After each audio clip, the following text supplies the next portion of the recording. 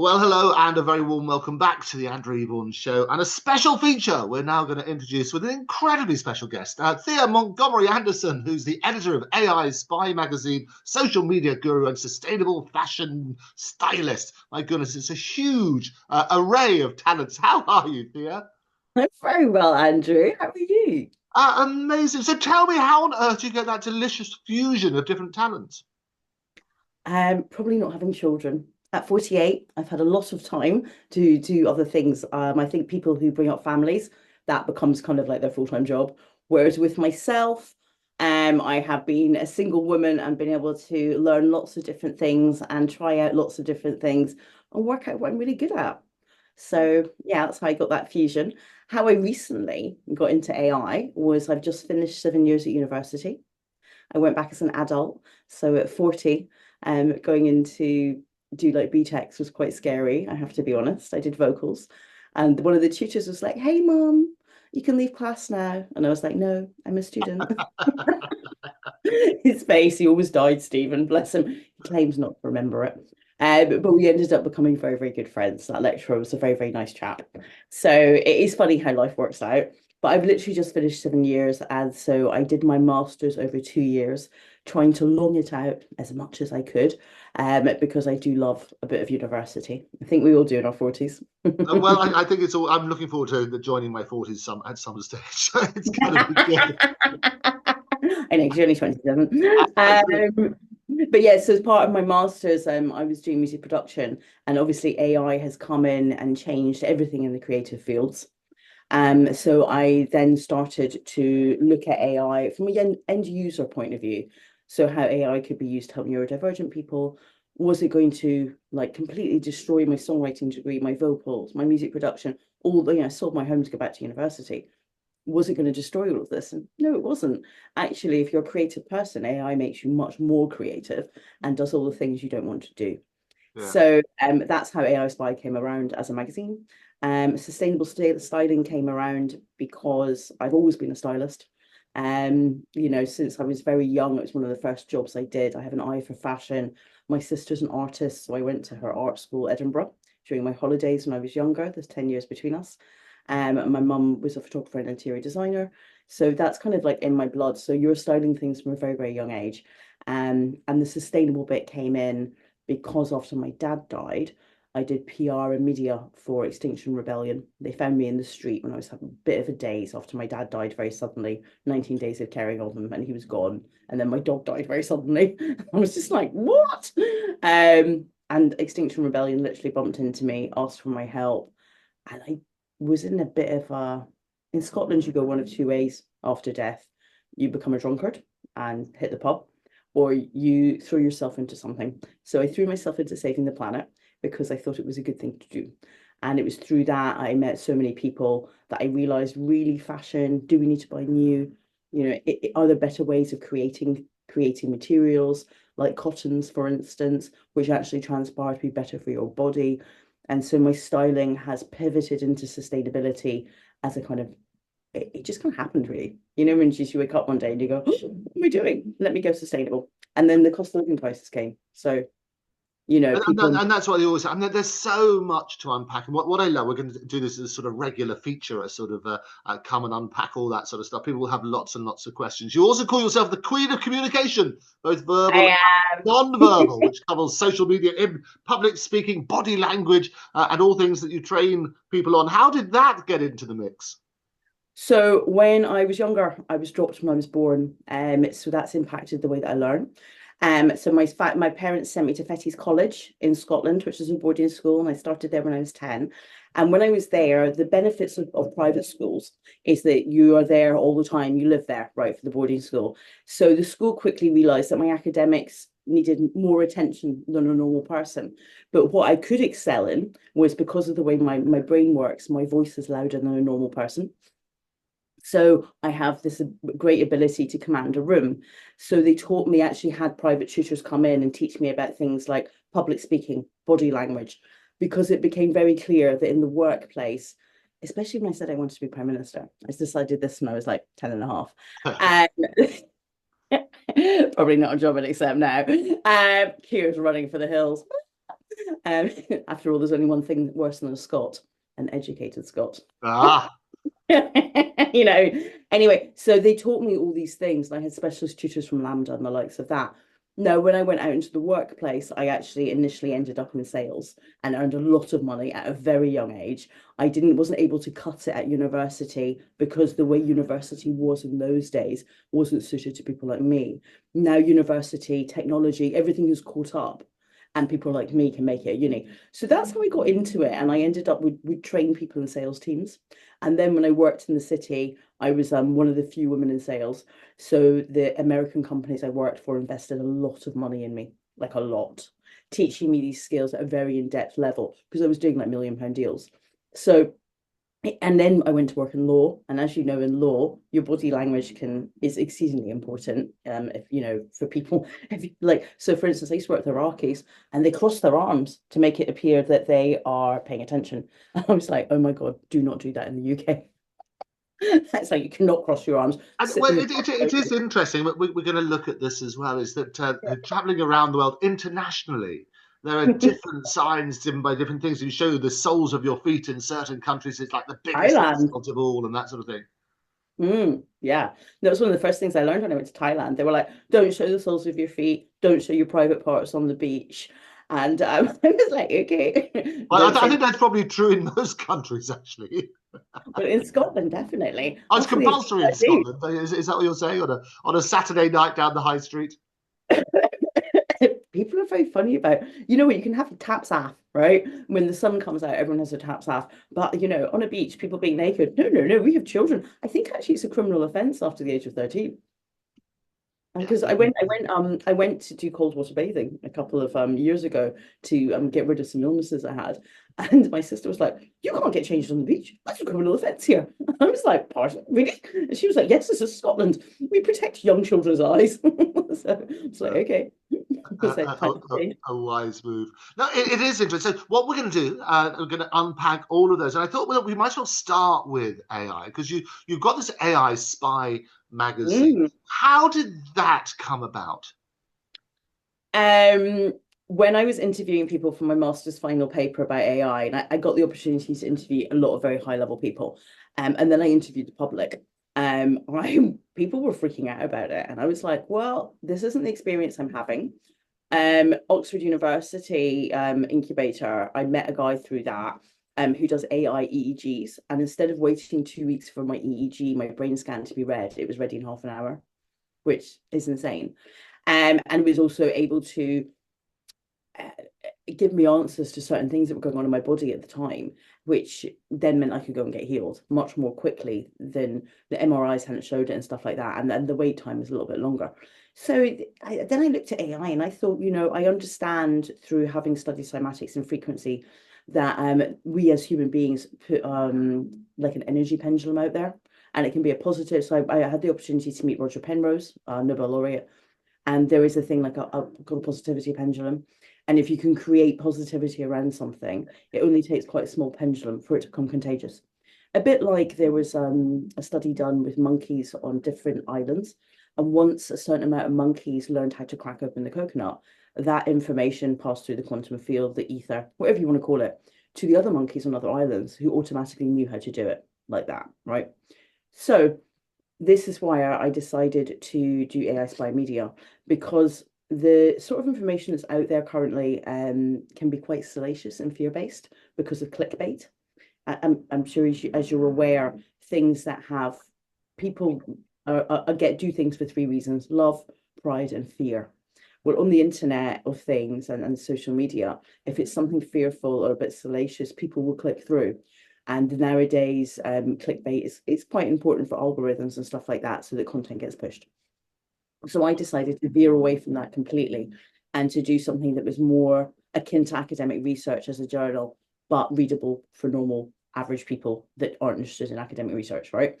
Yeah. So this is where I then decided to put together AI Spy, because if the British public understand what is coming up, what the entrepreneurs are doing, what they're trying to do, who the people are that are out there, number one, it can inspire a new generation on TikTok that if they want to be an influencer, great, but they could also be part of the transformational technology revolution, something that's impacted them at home they could actually find a solution for, whether you're a man or a woman. So it celebrates the investors, the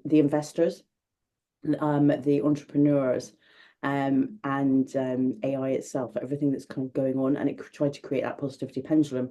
So unlike other journals where you have journalists writing, all my staff writers have PhDs in their specialist subject, and they happen to be women, and that is just that wasn't by design. That was because I set a mini exam for people who wanted to write for me, and they were the people who passed. Oh, So extraordinary. There you go. No, I always what I love about this program is the opportunity. I always sort of everybody can understand everything if you can get rid of the jargon. There's so much jargon around, especially in the AI space. And I've been long been a campaigner, as you know. I do this feature called Back to the Futurist, where we look at the new seismic developments in AI, but explain them in a way that people can understand themselves. But you're quite right. I mean, it was Edward Bernays who said if you want to sell anything, the biggest way of selling things is through fear.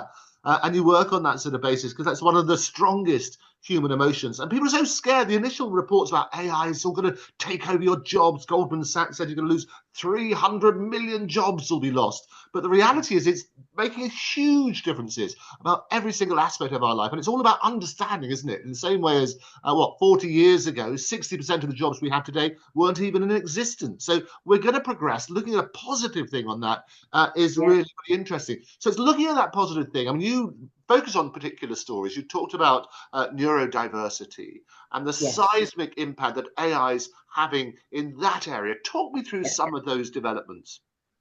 So interestingly, there have been academic papers done on how autistic people are interacting with AI. And this isn't actually, so when you're doing academic research, as I'm sure you're aware, you have to, make sure that it's not dangerous, or you're not, ethically speaking, you're not negatively impacting the people, right? So what they did was they utilized, some researchers utilized the information on TikTok that autistic people themselves had put up there about their interaction with AI and how they were enjoying it. And what happened was that, let's say there was one girl posted about, it's 4 a.m. I need to know something specific. Now, if I speak to a neurotypical person about this and I drill them for the information I really want, this could go on for hours. And then I would feel embarrassed that they think that I'm being too intense. And then it would trigger a negative emotional reaction, right? Whereas ChatGPT, on the other hand, is like, 4 a.m. Thank you, sweetie. I'm so glad to hear from you. Let's keep talking. And their experience with it has been quite phenomenal. Or even something like, I'm from Scotland. We are very direct people. I say what I'm thinking. If I've written you an email, it will be exceedingly direct and you will know exactly what I want from you. When I moved to England, I found the nuances of English culture slightly hard to understand because people don't always say what they mean, right? If they're annoyed with you, they won't necessarily tell you, or they found my extreme directness and my unfilteredness to be a little bit too much.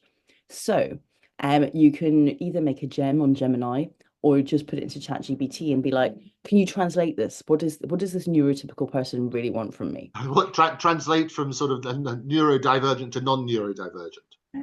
Yeah, right. And vice versa.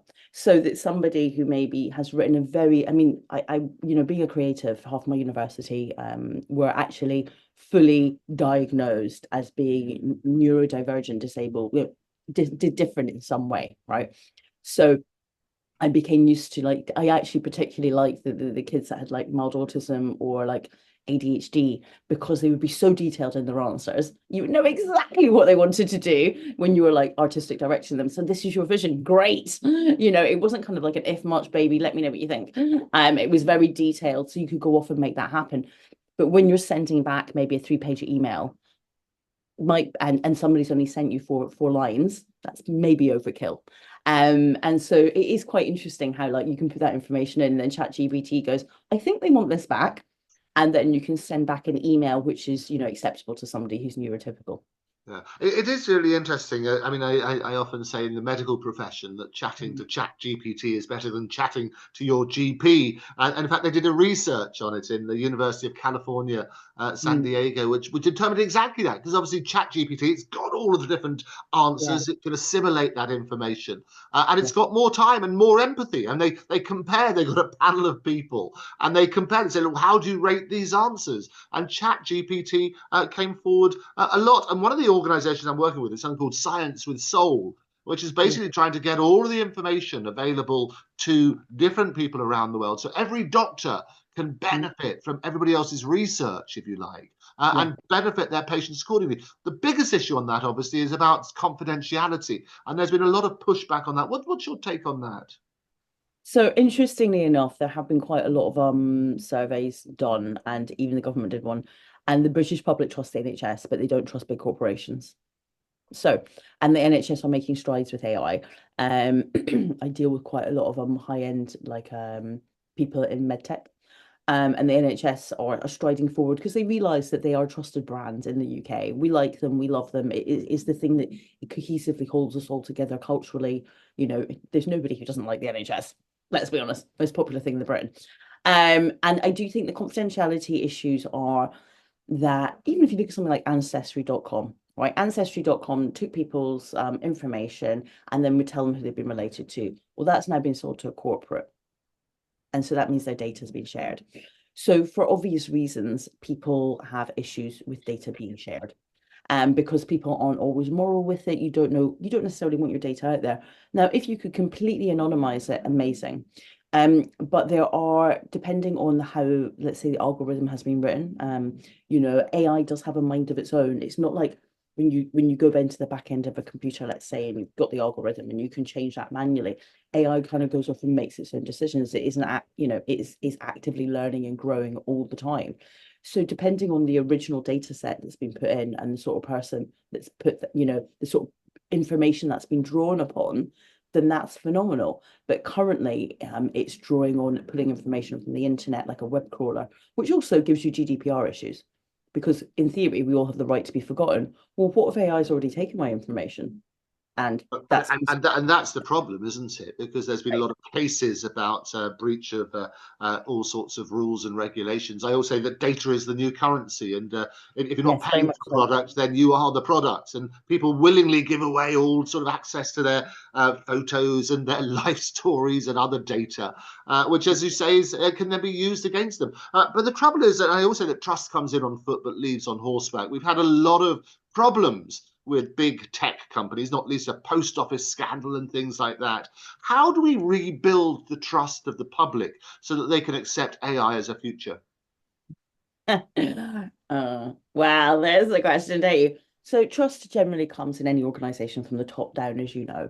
If you work for somebody who's decent and kind and you feel cared for, you're going to trust them a lot more than, so for instance, one of my staff, her dog died. Now, I knew her dog was ill, and my dog, when it got ill, it was a very rapid progression. It was dead a week later. And I could see the way this was going. Her dog had to be put down for cancer. So I contacted her and was like, look, leave on full pay, take as long as you need. I get this. It's your dog. And she messaged back going, I can't believe this is amazing. Thank you so much. Now, when the state or governments take care of you and look after you and protect your data, then I think that creates a caring environment. However, the issue that we've had since MPs started to get paid really, is that we no longer have time. In the old days, right, back in the day, it used to be judges and barristers a lot of the time, not judges, sorry, barristers and lawyers a lot of the time who were giving up their evenings to work on Parliament, to make good laws and for them to be enforced. Then we started to pay MPs because it was meant to mean that people from all walks of life could come along. It turned into a gravy train. And we've had, I would say, a lower quality of law being made because they're not actually initially being thought up and made by people who actually actively work with the law every day. If you were, say, a heart surgeon, I can read all the papers on heart surgery I want, but unless I'm actually acting as a heart surgeon, I think I'm not probably going to come up with the right developments within the field because I haven't got my hands dirty day to day. And I would say that there are major issues and that law is no longer implemented in the UK the way it used to be. I lived in North Kensington, and if in the 50s, for instance, on Grenfell, like windows had been sanctioned and agreed to, and then they were replaced and they'd gone and people had reported it, that fire wouldn't have happened. Because we were a very different country then. But now, I mean, there was a matter whereby I had to threaten to take Kensington Council to judicial review in order to get them not to build on some, so there was a social housing block which housed quite a lot of autistic people, and I did a tropical green garden, and somebody who used to rent the theatre wanted to extend the theatre and basically destroy the garden. Now, if you're an autistic person living on that building site for a couple of years, that would be devastating for your health. And in the old days, when I said to them about the Equality Act, they were like, no, that doesn't apply to planning law. And I was like, actually, it does. You haven't done a health impact assessment. We don't have to do that. We did a planning app thingy assessment. And I was like, your lawyers are clearly out of date. That is not how the Equality Act works. Equality Act and combined with the Care Act, this is what you have to do. This is your care, and this is the law. As it happened, there was some other person who wasn't actually a qualified lawyer had gone off and defended a friend, had gone off for a friend, helped a friend, and there was case law. So and they made us jump through hoops for months, and then eventually said, okay, we're going to put this into regulation, and we're going to have regulations around this, that health impact assessments have to happen. But that is the law anyway. You're not doing any of us a favour. And they backed down eventually. However, that wouldn't have been the case in the 50s and the 60s. Britain and the councils were a much more legal abiding, society. And sad to say, but the people having to fight for their rights constantly, living in properties with black mold, where dispatchers and I've been in properties where dispatchers and Panorama have come in, and then the property's later been condemned, and environmental health has even come round and told the social housing association people can't live here, but they just won't move them out until it becomes a press scandal. That and that's just ridiculous. So now people they don't trust authorities at all, because they don't trust the most basic authorities, which are the ones. And it is a problem, isn't it? I mean, I mentioned both the post office scandal. There was also the blood scandal. I knew a lot of the people there and helped shine a spotlight on their cases. In both of those instances, it was only when the media really shone the spotlight that people started to pay attention. That's the problem, isn't it? Is that we in the media have an obligation, if you like, to shine a spotlight on those difficult areas so that it can get addressed. Yes, we do, definitely. Hence, there's kind of like the reason I brought AI Spy around, to shine the spotlight on all the good that it does, so that people could hear from entrepreneurs and see that actually there's good stuff out there. That, like, your hair, if you're going bald in your head, actually maybe it's a sign you've got bad gut bacteria, and that's a sign there's other things going on in your body, and AI can do that for you as well as protect your hair. And what is interesting, I mean, you put that there, what we did before coming onto these things, you got some of your glorious notes, some of which I understood. And we worked on that sort of basis because AI, I mean, there are, as I say, seismic advantages across the whole sort of aspect. And what I'd like to do is sort of every time we have one of these conversations, let's look at some of those. You talked about baldness and that sort of side. How then specifically is AI helping with baldness? So a young lady who worked at L'Oreal, in my magazine, you can download it from the website, by the way. But anyway, plug that. But in a young lady who worked from L'Oreal, they are able to scan your head, and they can work out, apparently, even like, when they scan your face and stuff like this, you can work out if somebody's got ADHD and autism. Who knew? But the face and the head and stuff, there were changes. And through utilizing AI, because it's a project that is yet to be funded. She's a pre-seed. They don't give you as much detail as you might like. However, I did an investor interview with her, where she fills out her own questions and stuff like that. But basically, they use that, and from that, they can then work out there's a correlation between what is going on your head to what is going on with your gut bacteria. That's insane. So the ins and outs of it, I'm not particularly sure of, but it is something that's plausible. Now, if you fix the gut bacteria, you will fix the hair. So I had heard in the past that I got 10 grey hairs, which I was not very happy about at 48. So that transpired that I didn't have enough vitamin C, because I was living in a property with black mold. My body was going off and dealing with all of that, which I didn't appreciate at the time. And that the white hairs I suddenly got were a sign that actually I had other health issues.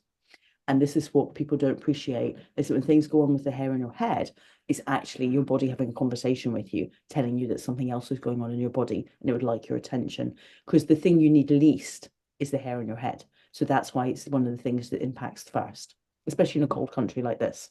We don't actually need hair that much. You can wear a hat. Right. And it is fascinating. And as you say, the great thing about AI is it's working out, it's looking at these patterns, if you like. A friend of mine is very high up at Moorfields, and they did a recent recent thing where they say that at the back of the eye, you can scan the back of the eye, and there's all sorts of information that AI will throw up about sort of likelihood to get certain diseases, likelihood to maybe get Parkinson's in 7 years' time. The biggest difficulty, I think we always sort of say prevention is better than cure. If you've got that information, the question is, what do you do with it? I think things like baldness, people say, well, okay, is there a solution then? Can I reverse? If you've lost all your hair, can you get it back again? Working on that sort of basis. You probably don't know the answer, so it's unfair, but has any of the research shown that you may be able to reverse things like baldness? Actually, I did research into something else when I was unwell, and having a gut bacteria transplant reverses all sorts of things, even dementia. So the point is that with the lady that I spoke to about the about the in theory, a lot of the baldness could be reversed. I didn't ask her whether if you were completely bald, if it could be reversed, but definitely if you were thinning or you caught it like, halfway through stage, they would be able to reverse it and your hair would be able to grow back in. I think the whole principle would be, have you got hair follicles? Have they completely died or are they dying? And is the area of the head are they still able to grow through? Right. So I massage my hair. I have phenomenal hair, thickest hair going. And I used to massage my head every night when I was younger, with my head down to the ground to make sure I had this nice thick hair, because my mother had this theory that if you could open up and stimulate blood to the hair follicle, that it would grow and that your hair would grow thicker and of a better quality. And she did it to both my sister and I, and we have phenomenal hair, like horsehair almost. And when I did speak to the lady about it, she said, yes, actually, there's something in that. Putting blood to the head, massaging it, stimulating growth, giving yourself extra vitamins, using non-toxic shampoos. So things like Pantone, in order to make it shine, have some sort of like plastic in it. I don't know enough about that. I personally use organic-based shampoos, and I actually, for my body, I put on extra virgin coconut oil, the same stuff that you cook with. So for me, I don't use anything that's going to stress my body, so that my hair can be fabulous and my skin can be fabulous. Yeah. And again, it's that sort of understanding, isn't it? I mean, obviously, it makes a lot of sense. If you massage, if you've got to get blood supply going there, you massage the relevant areas, that's got to be good for it. And it also makes sense that, as you say, if the hair is the least thing that you need and your body needs to concentrate elsewhere, then that goes. It doesn't deal with the hereditary stuff, though, does it? So if somebody's father, I mean, it's men, I mean, it's terrible in women when that sort of happens, because they sort of, it gets noticed far more. A lot of men go bald simply because of old age and things like that. Do you think that's preventable? Well, what she said again was that actually a lot of this hereditary stuff is lifestyle that you have inherited. So I'm from Scotland. I grew up in a Greggs and deep fried pizza and fish and chips, right? But my Deep family fried also Mars catered. bars, yeah, absolutely. I love a deep fried Mars bar. Don't knock it. You have to have a pint of milk first, so that it coats your mouth, full fat milk, so you don't burn. When you break open the Mars bar, obviously it's steamingly hot. You can't bite straight into it, or you'll Good burn really. advice. You see, this is what they're here for on the Andrew Eborn show, is how do we do deep fried Mars bar? Who would have known? But we do watch like the tourists do it, and we're like, do we like them or not? It used to be a thing when I was younger. Be like, oh, he's gonna bite into it, and you'll be like, ah. It's quite funny. You got to get your laugh somehow. But it does give you a lot of energy. A deep fried Mars bar and a pint of milk. You can go out clubbing again all night. It's amazing. No, but what she did say is that people inherit things like eating habits. They also inherit a mindset. So I did read an academic paper years ago about an Australian man who came from a family, been adopted out, and he came from a family that traditionally, he had a twin brother. That was it. And he came from a family where heart attacks were a thing, and they'd all have heart attacks by the time they were like 55. He didn't know any of this. And they managed to track him down. And he was like this big, healthy, strong guy, looked really young. And then you saw his twin brother that had grown up in Britain, who knew about the family history and had had the heart attack and looked really ill. But actually, when you looked, so some of that was expectation to have the heart attack, but a lot of it was eating and exercise habits. The Australian guy was your traditional, let's go swimming in the sea, eat a barbecue, eat healthy food, have a healthy lifestyle. But he also didn't expect to have the heart attack. So there's a lot of, you can mentally bring things onto you. There was a young man who jumped onto a freezer truck train in America and he was doing medicine as his degree, and he expected to freeze to death. So he did a video diary. He died. Now at the other end, it transpired the freezer truck wasn't on, that he should have lived, but he basically talked himself into death. It is extraordinary, and we're learning things all of the time. And we talked about neurodiversity and labels, and Yeah, I've never been a fan of label. I have Errol Musk on my show virtually every day, and he was talking about Elon and his challenges growing up. And yeah, he was branded, it's a name you can't even, a word people even don't use anymore, but he was branded as a retard during school. yeah. He had to be taken out and put in a special school. And they discovered later on that he was actually on the spectrum, like a lot of people, like Alan Turing, the back of a £50 note. People now recognise that his differently wired brain was the reason he was so brilliant and can crack the Enigma code. And I think that's what I love to do is give people a greater understanding. If you get these role models who speak about their own challenges and how they've become brilliant. So the richest man, I don't know how you measure success, but potentially the most successful man in the world, Elon Musk, has his own challenges with autism. But it's turned into a way that is looking at the world differently. And it's celebrating that, isn't it? Yes, totally. You see the world through a different lens. And it's one of the reasons why, for instance, I see the world through a different lens. I very academically challenged up until I was about the age of 12. But very fortunately, I was at a boarding school. And what happened was that when I was younger, my mother drank a lot of the way through a pregnancy. I'm 48. It was, wasn't really not drinking wasn't really a thing in Scotland in those days when you're pregnant. And they realized that smoking was a bad thing when you're pregnant, but alcohol, it's our culture, right? And then I was dropped the moment I was born. So I had a lot of eye operations and stuff like that. And that impacted the little bit of my brain that deals with auditory information. Doesn't mean that I'm deaf. It just means that I process that information differently. So from a young age, my sister, A grade student, genius, like, one of my mum's cousins was like the first woman to have a computer degree in the UK. I come from a line of like super smart women. So they just thought with my academics, I would just come along eventually. And it was very clear by the time I was 10 or 11, I had serious issues reading and writing. It was like the cat sat on a mat, and that was about as far as it got with me. I couldn't tell the time. But I was very creative and artistic, and I was very good at physics, ironically. So and what happened was I had specialist teaching, and because I was at a boarding school, and my dad basically did everything he could to fund my education that way, and the school understood that they couldn't understand what was wrong with me or different about me because EEGs and brain scans didn't exist in those days the way they do now. They just knew that I'd had speech therapy, I had balance issues, so there was clearly something going on inside of my head, and that was all dealt with at quite a young age. So they put me through things like fencing. I had specialist tutors who taught the American way and taught me through pictures. And with it, and all the students as well, if they were going to get punished, they had to help me learn.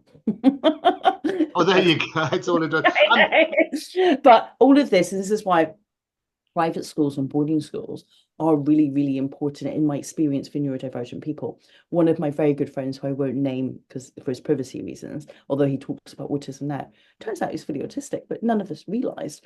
Because also, when you're in a dormitory situation where 14 of you live in a room, you realize that there is no such thing as normal or typical. And everybody is at that school for different reasons.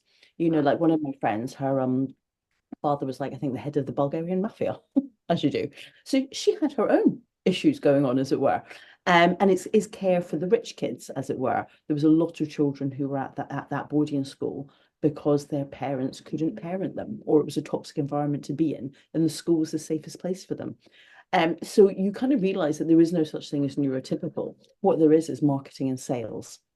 And marketeers is much easier for you as a marketeer if everybody is similar, because then you can make adverts for those people and products. And adverts are all about conformity, and it's all about being jealous and keeping up with the Joneses and all that sort of stuff. But what I really want us to be, Thea, is the generation that talk about these issues so that the next generation don't suffer the stigma. Exactly. And the joy of having been at university as an adult is that I was at university, was 16 to my best friend was 22. And she comes from an Asian culture where they do brain scans and all that, and they want to know what's going on inside of your head. So, in Korea, they understand that actually there is no such thing really as neurotypical. Everybody's brain is different. And what they can do is do an EEG and work out what's going on in your brain to prevent things like depression or brain damage. And so one bit of your brain may be overworking, so then they can balance it. I have my own EEGs, and through having those EEGs, I then know what it is I need to do with my body to improve myself and my overall function. So with my EEG, I decided that I wanted the brain synapses to fire and wire faster. So I did brain cleanses, right? And this 90 quid available to everybody from Key Science, a Japanese company. And these sort of things are available to everybody. But if you don't have the basic information, you can't do it. And I would say that if everybody in the UK had a £500 EEG, they would see that there is no such thing as neurotypical. But what they would be able to do is work out what they're brilliant at and then focus on it. And so I found out through my EEG that I'm not very good at learning names. And now I don't beat myself up about it or learning words to songs. And because I found that out, I was then at university able to make improvised free time jazz my thing. Right. Because getting on stage and giving somebody 4 words and then them improvising a whole song around it for 7 minutes that's hilarious and that you really enjoy listening to is an art form in itself and not something that everyone else can do. Yeah. But my brain works in a way that actually facilitates that. And my university could also see that, okay, it's not laziness. She hasn't not tried to learn it. You know, it would take me 3 months to learn a song word for word perfectly, but I would do it. But it was just my brain functions differently. However, the bit of my brain that is pro positivity and creativity, analyticals bit, that is like overfired and wired. I'm very analytical. I love, I'm very creative. I see the world through a different lens, and I'm a highly positive person. I see, if the world came to an end today, I'd be like, oh my God, Andrew, paper and pen, we can make a new one tomorrow. The great thing is the world has come to an end today, but we've started this glorious banter between us on the Andrew Eborn show. We will continue this, but for now, Thea, thank you very much for joining us. That's all right, Andrew. You're amazing. Remember that.